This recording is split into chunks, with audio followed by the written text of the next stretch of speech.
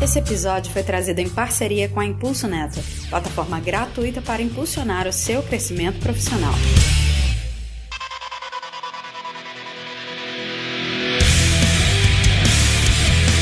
Olá, mundo! Seja bem-vindo ao PodTag. Eu sou a Iana Gonzaga e hoje nós vamos desvendar todas as verdades sobre programação reativa. E eu não tô sozinha nesse episódio. Vamos falar com aquela voz inenarrável que você ouve toda semana, Luiz. Olá, mundo! Eu aprendi programação e olha no que deu. Reação, entendeu? Desculpe. E vamos falar também com o guru mais tech desse Brasil, Clécius Martinkoski. Olá, mundo! E aí, pessoal? Vamos descobrir se a programação reativa é quando você, cansado do teu chefe te cobrando a cada 15 minutos, resolve reagir a respeito disso. Boa! E pede demissão, né? Vou deixar um recadinho para vocês também, não esquecerem de entrar na comunidade, participar conosco lá, a gente fala sobre tecnologia, a gente fala sobre séries, a gente fala sobre filmes e a gente fala sobre todas as atualizações também de software, a gente tira dúvidas de programação, a gente fala de um tudo na comunidade, então passa lá. Se não conhece, podtag.com.br, vai no menu superior lá do lado direito e nos acompanhe sempre. Toda semana a gente está aqui batendo esse papo.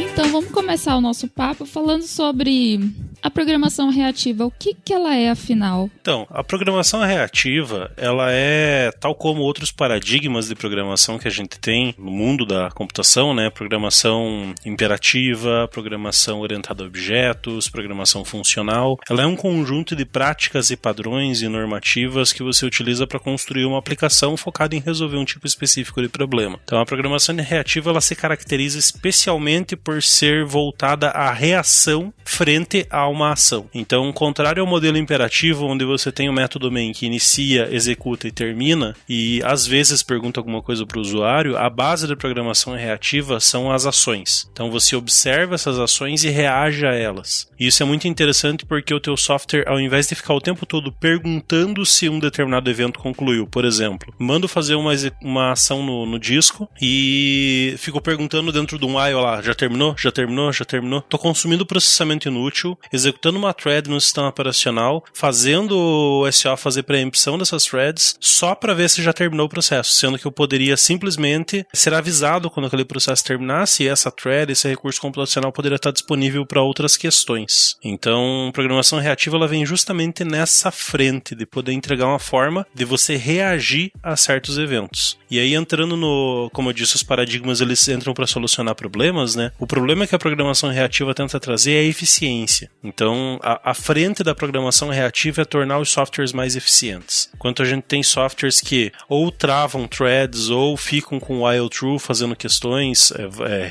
repetidas, ou tem modelos extremamente imperativos onde você tem longos trechos de código em execução em sequência, com operações de I/O, onde a thread fica ociosa. No modelo reativo, isso é muito mais eficiente. Os trechos de código que são computação, ou seja, que são códigos, são executados, mas quando você vai fazer pausas para fazer I/O, para enviar uma mensagem para o disco, para enviar qualquer tipo de ação terceira, chamar um outro sistema e aguardar a resposta, durante esse processo, você não consome nenhum recurso até que você seja avisado que aquele processo terminou e possa retomar o processo computacional de novo. Então, é focado justamente nessa parte de eficiência. Contrário do quesito de performance, né, que a gente poderia dizer, porque performance eu posso ter performance colocando 10 mil núcleos, 20 mil GB de memória lá, eu vou ter performance. Mas um software eficiente é aquele que consegue fazer muito com pouco, e não é isso que a programação reativa foca. Então, é um software performático, mas não só isso, é um software eficiente. Simplificando então, se por exemplo, eu e Ana, eu amei esse episódio, eu quero curtir ele, quero dar 5 estrelinhas pra ele. Então, a partir do momento que eu clicar lá nas 5 estrelinhas e o software me devolver que eu cliquei cliquei e aí ele fala assim, você elegeu como 5 estrelinhas esse episódio. Então, isso é uma programação reativa, ação e reação? Em geral, sim. Os nossos ouvintes devem estar pensando, putz, mas não é isso que eu faço quando eu programo lá para Android, que daí eu coloco um listener no botão. É justamente isso, eu cliquei, daí reage, executa o código e me entrega. Ou quando no browser eu coloco lá um listener, eu clico em um botão da interface. E aí eu reitero que isso é programação reativa. Então, os modelos de programação reativa, eles são muito aplicados em Vue. Por quê? Porque a tela do usuário tem que ser eficiente. Ela está rodando numa máquina que você não sabe quanto de recurso tem e ela tem que ser extremamente responsiva. Eu já vou entrar nesses princípios, porque é muito legal a gente colocar isso, mas assim, ela tem que ser extremamente responsiva. Então, quando você clica, eu não posso ter alguém consultando o tempo todo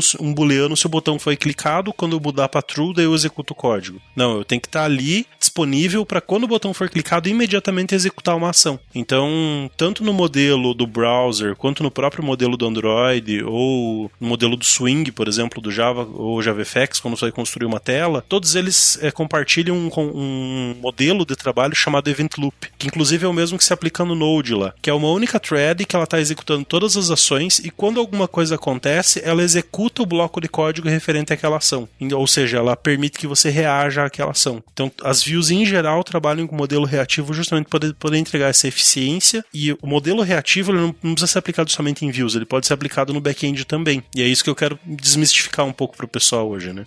Mas é o famoso on-click que todo mundo coloca no front. Olha só, então você pode colocar no seu LinkedIn lá, programação reativa. Exatamente. Você colocou um clique no seu botão no front. E talvez, o termo, na verdade, eu já tinha ouvido falar, não tinha estudado a fundo, acho que a gente vai entrar em mais detalhes, mas é daquela linha de raciocínio dos observables. Você coloca no seu código esperando uma ação acontecer, e quando ela recebe um fator externo, uma coisa, ela reage, entre aspas, aquilo e produz uma saída. Isso é muito comum no Angular, né? No back-end do Angular tem bastante disso. É nessa linha? Exatamente. Inclusive, o modelo reativo ele se popularizou muito pelas Reactive Extensions, que são justamente isso que você falou, observables, subject, daí você dá lá um ponto subscribe. Então, esses caras, eles popularizaram o modelo de programação reativa e daí você tem ele para todas as linguagens. Tem a RxJava, a RxJS, tem várias linguagens ali que você pode trabalhar com modelo de programação reativa. E ele trabalha sobre um modelo onde você tem um dado e esse dado ele passa por um fluxo e nesse fluxo há operadores. Então quando você tem um clique do usuário, esse clique do usuário passa por um operador de filtro para ver se foi um clique intencional ou não. Ele passa por um operador de bounce para evitar que o cara clique 10 vezes lá. Ele passa por um operador de execução que vai ser efetivamente a ação que você precisa. Então esses pipes eu estou instruindo como que eu devo reagir à ação do usuário. Mas enquanto eu estou construindo pipes, eu não estou consumindo processamento. Então o pipe ele só consome quando é executado. Ou seja, é um modelo eficiente de trabalho, né? Entendi, tipo, o bloco existe, mas não vai ser executado até que ele receba a ordem para ser executado, muito parecido com os sockets, né? Beleza, ele não vai acontecer nada enquanto eu não receber a minha mensagem. Exatamente. O problema dos sockets é que, agora entrando um pouco no mundo do back-end, né? Os sockets, eles têm todo o processo de I/O bloqueante, ele tem um problema que quando você recebe uma conexão, por exemplo, HTTP rola sobre sockets, mas é um protocolo naturalmente síncrono. Então HTTP o que é? Envia uma requisição, recebo uma resposta. E enquanto eu não processar essa resposta, aquela conexão que recebeu a requisição permanece travada. E geralmente tem uma thread lá que está travada também com aquele I/O feito, e tudo que você vai fazer, vou chamar o banco para consultar se o usuário é válido, daí eu vou chamar um outro sistema para registrar o log, daí eu vou chamar o banco para fazer a inserção do usuário, daí eu volto e retorno esses dados. Durante todo esse processo você travou uma thread do sistema operacional. Então você está reagindo a uma ação do teu usuário até um certo ponto, mas todo o teu bloco da ação do usuário para frente é imperativo. E é aí que entra a programação reativa aplicada no back-end, que é a grande pegada, a arquitetura reativa, que vem muito em voga com a ideia de sistemas escaláveis, grandes, para aguentar muitas requisições sem cair, para ser toleráveis à falha. E esse processo de arquitetura reativa, ele traz esse modelo para dentro do teu código que executa quando você recebe a requisição. Então, por exemplo, quando eu faço uma chamada do banco, ao invés de eu travar a thread naquele ponto e essa thread ficar inativa, consumindo o recurso do sistema operacional, tendo custo de preempção, não, eu faço a chamada do banco, passo um callback que vai ser invocado quando a chamada do banco terminar. E daquele momento em diante, a thread que eu estava usando fica disponível para ser utilizada pelo sistema operacional. E isso é interessante porque permite que com uma única thread você atenda milhares de requisições simultâneas. Então, enquanto nos servidores back-end normal, por exemplo, você pega JBoss ou .NET, quando você trabalha com o modelo web normal, a própria Apache trabalha nesse formato, né? Você recebe uma requisição e daí você processa tudo utilizando aquela thread e retorna. Ou seja, o meu limite de requisições simultâneas é o tamanho do meu pool de threads. Se eu tenho 200 threads, eu estou dizendo que eu posso tolerar até 200 requisições simultâneas. Se eu quero escalar isso para 2.000, vou ter que aumentar meu pool de thread. Cada thread tem um custo de memória, que é o stack, né, onde ele armazena a pilha de memória. Tem um custo de preempção, que é onde o sistema operacional vai ter que ir trocando os processos, então isso acaba gerando um overhead no sistema operacional e baixa a eficiência do software. Então chega num patamar onde você tem que incluir mais uma máquina para poder trabalhar. E assim você tem que ir escalando horizontalmente com mais e mais servidores, sendo que você não está usando da forma mais completa o teu servidor. Normalmente você vê isso porque você não vê teu processamento 100%. Então teu código tá executando de forma mais lenta, mas você não está usando 100% da tua CPU. Então você não está sendo eficiente. Você está consumindo mais recursos sem entregar performance para aquele recurso. E o modelo reativo permite que com uma única thread ou com um conjunto de threads você responda muito mais requisições. Então o teu nível de capacidade de entrega e performance efetiva com o mesmo hardware frente ao modelo imperativo é muito maior. Mas ele tem seu custo, né? Então é muito mais complexo você ficar trabalhando com callbacks, né? Você vai ter a CPU também lá em cima estourando, mas em compensação vai estar processando, né, um monte de requisição ao mesmo tempo sem trabalho. Exatamente. Pô, maneiro. Então a frente da programação reativa é justamente isso. E aí que entra um carinha que eu queria citar, que eu acho muito legal, até o link vai estar aqui na descrição, pessoal, que é o Reactive Manifesto, Manifesto Reativo. Ele basicamente estabelece os pilares para você caracterizar o que é uma arquitetura reativa. E esses pilares, eles são, e vocês provavelmente vão confundir, o Luiz provavelmente vai me questionar a respeito do quão parecido eles são com o das PWAs. Porque é responsivo, resiliente, elástico e orientado à mensagem. Então, se você pegar os 3 primeiros, eles são basicamente o que a gente tinha na PWA. Por quê? Porque é isso que uma aplicação tem que ter para ser eficiente. Responsivo. A aplicação ela tem que estar o tempo todo disposta a responder o usuário, nem que seja com espera aí que eu estou processando. Mas ela nunca pode falhar na frente do usuário. Ela não pode entregar uma resposta não satisfatória ou simplesmente não responder o usuário. Então, a aplicação ela tem que estar sempre apta a responder.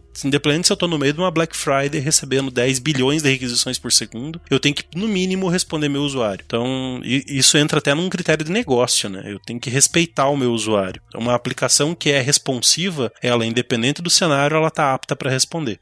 Só um parênteses, esse responsivo, para quem está ouvindo aqui, não confunda com responsivo de layout. Exatamente. Não layout responsivo, responsivo exige resposta, né? Exatamente, ela tem que estar apta a responder, né? Mesmo que seja, estou sobrecarregado, depois respondo, mas... Exatamente. Não, você não pode ignorar no WhatsApp, não. E o modelo responsivo exige também que você seja resiliente. O que é a resiliência? É a capacidade de um sistema de tolerar falhas. Então, se você quer criar um sistema responsivo e você ignora o fato de que sistemas falham, conexões caem, bancos reiniciam, servidores web saem do ar, se você ignorar esse fato, você não vai ter um sistema puramente responsivo. Então, para você entregar responsividade, você tem que ter resiliência. E a resiliência é um ponto-chave, porque o tempo todo as coisas falham. Quem intera a respeito de nuvem deve ter ouvido já que a cada 1 hora trocam-se 10 HDs no meio dos servidores do Google, porque o tempo todo está queimando HD. Uma coisa que você não espera que vai acontecer no meio do teu hardware pode estar acontecendo nesse momento. Só que a arquitetura do pessoal é tão boa para tolerar esse tipo de falha que você não sente. Ou seja, ao mesmo tempo que ele está responsivo, mesmo durante a falha, ele é resiliente porque ele se manteve responsivo durante a falha. E aí, para você obter resiliência efetiva dentro de um software, você tem que ir para o terceiro pilar, que é a elasticidade. Então, o teu software ele tem que ser capaz de manter-se responsivo durante uma altíssima carga. Como é que você faz isso? Pô, vou ter que pegar minha bola de cristal aqui e olhar quantos milhões de usuários vão me acessar quando essa campanha for pro ar. Não tem como. Então, o software ele tem que ser capaz de se esticar, ele tem que ter elasticidade para crescer quando a demanda cresce, mas também tem que ter capacidade para reduzir, porque você não vai estar superdimensionado o tempo todo. Ninguém subsidia uma infraestrutura de Black Friday durante o ano inteiro. Não tem como, não é economicamente viável. Então, indo naquela linha de eficiência, para para você ser eficiente, você tem que fazer o máximo com o menos. Então você tem que entregar o máximo de performance com menos de hardware possível. Só que isso tem um teto. Então quando eu chegar em 100% de uso de CPU, essa máquina não serve mais. Ela já está gargalada. Eu vou continuar sendo responsivo, só que o meu ping vai começar a subir, porque eu vou começar a enfileirar processo. Se uma falha acontecer, eventualmente, se eu tiver só essa máquina, eu não sou resiliente. Então a elasticidade entra naquele processo de eu poder dissipar as requisições entre várias instâncias e poder crescer isso de forma rápida. Tem gente que trabalha com a parte de teste de carga e faz a distribuição entre vários servidores do mundo para tentar saber se a aplicação ela tem essa elasticidade que você fala, se ela é de uma forma escalável, né? Se você consegue fazer todas essas requisições sem que a aplicação pare. Então, isso é fundamental para fazer esse teste mesmo, para saber se a aplicação ela é elástica ou não. Sim, exatamente. Então a elasticidade é uma característica fundamental do modelo reativo. Mas para você atingir a elasticidade, você precisa de duas coisas. E são elas basicamente não armazenamento de estado, porque se eu tenho elasticidade e caiu um nó, eu matei um nó, eu estou matando estado. Então eu não posso ter estado, a aplicação tem que ser naturalmente stateless. E eu tenho que ter um modelo onde eu consiga propagar e distribuir a carga entre todas as instâncias. E aí entra um tipo de arquitetura que merecia um episódio próprio, mas eu acho legal a gente dar uma introdução disso, que é o processo de orientação à mensagem. Então, basicamente, toda a ação, ela gera uma reação por parte do software e o software age até um certo ponto onde ele dispara uma mensagem. Essa mensagem é uma nova ação. E essa nova ação dispara uma nova reação. E assim vai. Cada pequeno bloco de execução é uma relação de ação e reação. E isso se dá pelo trânsito de mensagens. Então, muitas vezes a tua requisição passou por 20 servidores antes de retornar para você. E esse processo ocorre pela comunicação entre os servidores por um sistema de mensageria. Sistema de mensageria assíncrona. E aí que você obtém responsividade e resiliência. Porque se os nós caírem, você ainda consegue entregar essa resposta. Então isso,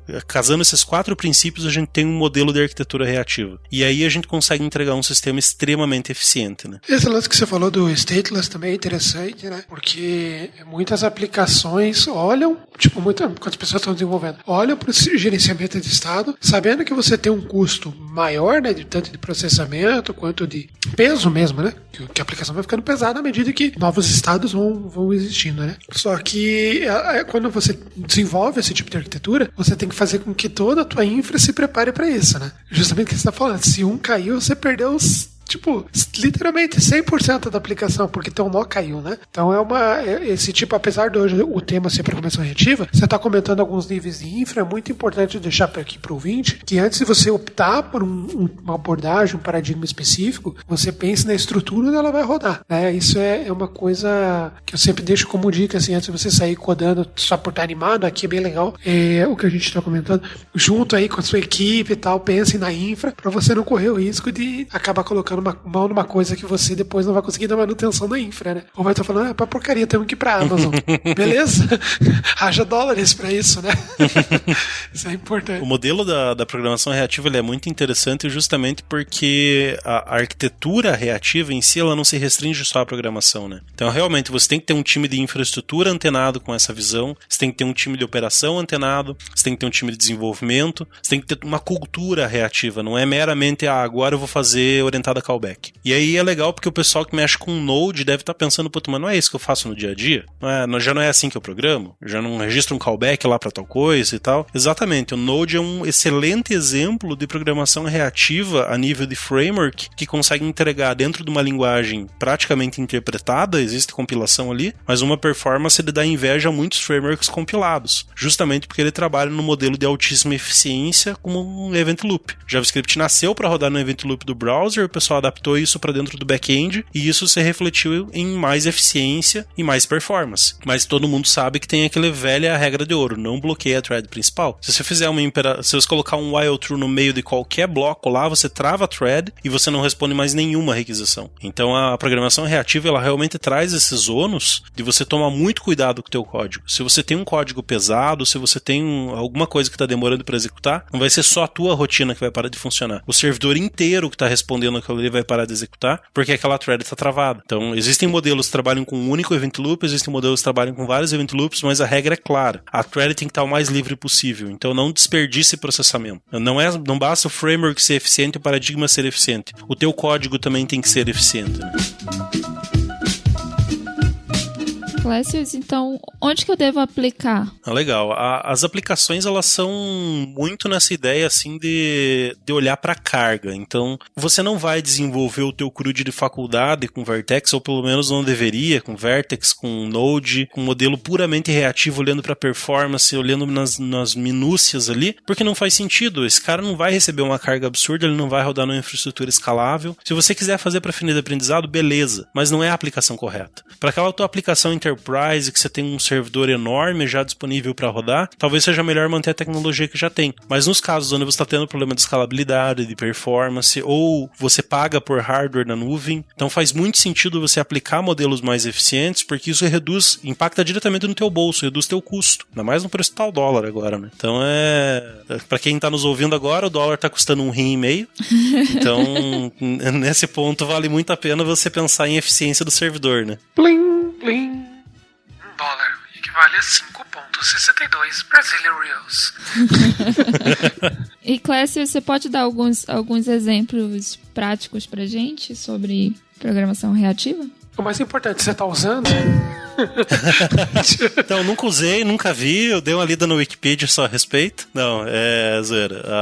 Então, o Node é um excelente exemplo que tá na vida de todo mundo aí. Até pra quem não ouviu, a gente tem um episódio do Node que foi lançado uns dias atrás aí, o link também estará na descrição aqui. Um outro carinha aparente dele que tá gerando muito burburinho também é o tal do Deno, também é baseado no modelo de programação reativa. E aí a gente tem uns carinhas menos conhecidos. Além, é claro, de todas as interfaces, como você tem em geral, elas utilizam o modelo reativo internamente, você usa isso de forma praticamente transparente, mas tem uma regra legal, né, no Android. Quem está começando vai lá, coloca um click listener e vai fazer uma conexão com o banco no meio daquele callback. Você vai receber um warning enorme do Android dizendo, não bloqueie essa thread, faça isso em outro lugar. Isso é uma base da programação reativa. Então você vê que os próprios frameworks já têm se adaptado para instruir você como gerar um código melhor no formato reativo. Então, frente a isso também, a gente tem exemplos dentro da JVM, que é o que eu estou usando na prática hoje. Estou usando Vertex, que é um framework da Fundação Eclipse. Ele é 100% reativo na JVM, ele é extremamente leve. Eu tenho software em Java rodando em produção com 25 megas de memória. É algo impensável para quem usa Spring. Então ele é extremamente leve, muito rápido. Ele trabalha num modelo muito parecido com o Node, só que ele usa um modelo multi-reactor. Então ele tem várias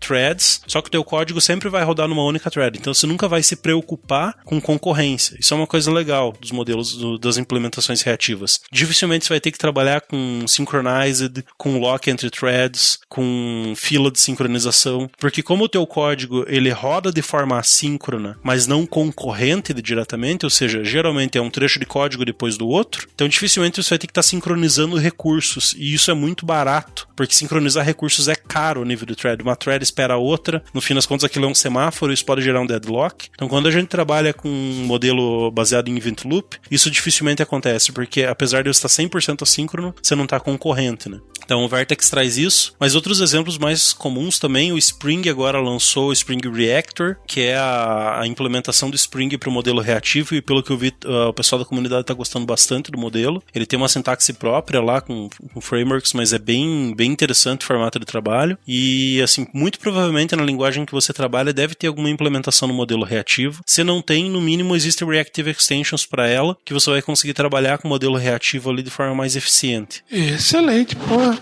Acho que a maior parte dos ouvintes deve ter que nem agora pensando, pô, já uso programação reativa faz tempo e não sabia. É tipo isso. Agora é uma questão de você expandir os horizontes, né? Começar a trabalhar com modelo reativo na forma de pensar, de arquitetar a infraestrutura, de arquitetar a aplicação em si, né? Então, não é aquela coisa do tipo, meu software é reativo ou não é reativo. Igual, o meu software é orientado a objeto ou não é orientado a objeto. Não, o teu software progressivamente vai sendo mais aderente às boas práticas daquele padrão, né? Então, à medida que você começa a sair de um código procedural indo para um código reativo, ou para um código funcional, ou para um código orientado a objeto, isso é uma progressão. Então você está em algum nível no meio do caminho. E a questão é, melhore a sua prática para você chegar pelo menos o mais próximo possível do que a própria estrutura da programação reativa define. Então aqueles que usavam sem saber, né, como o Luiz comentou aí, recomendo que pesquisem a respeito e olhem, porque é muito legal, dá muitos insights a respeito de como melhorar problemas de performance na aplicação e como tornar até aplicações que não são arquitetadas como reativas, mas tornar elas mais resilientes, mais elásticas, mais eficientes, mais responsivas. Então, programação reativa é arquitetura, boas práticas, você consegue fazer um código mais eficiente e você ainda consegue fazer com que ele seja totalmente escalável. Exatamente. É o sonho de qualquer gestor que queira colocar um software em nuvem. Olha só. Agora resta saber, é barato ter uma aplicação totalmente funcional dessa forma de programação reativa? O desenvolvimento dela é um pouco mais complexo. Como eu disse aí, a gente fica oscilando entre callbacks, então ela não é tão simples quanto você pegar e escrever teu código da forma reativa, da forma imperativa. Mas existem frameworks, como a gente citou, e até no episódio de Kotlin, no avançado, a gente falou a respeito das coroutines. Go também tem um esquema parecido, onde você consegue construir um código imperativo e ele se torna reativo por consequência. Então eu acho que aí também fica uma dica pro pessoal. Você consegue construir um código no formato imperativo e ainda ter performance do reativo, né? Vamos partir então para o final do episódio. Clécio, você quer deixar uma mensagem final para o ouvinte sobre programação reativa? Afinal, aqui a gente só partiu o nosso ponto de partida aqui do assunto, mas a gente continua com o nosso assunto lá na comunidade. Com certeza. Então, a dica que eu deixo é o saudoso ET Bilu, busquem conhecimento.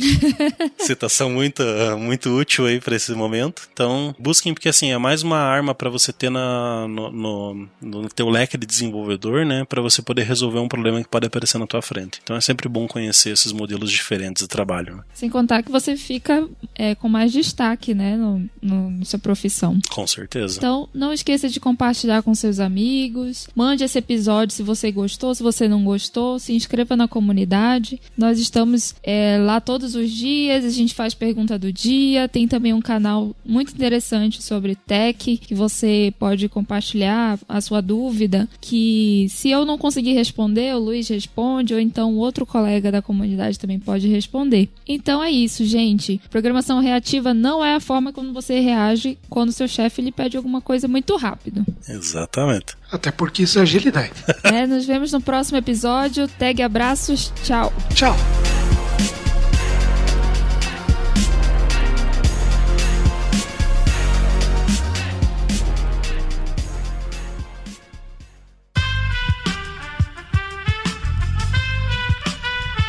Esse podcast foi editado por Aerolitos Edição Inteligente.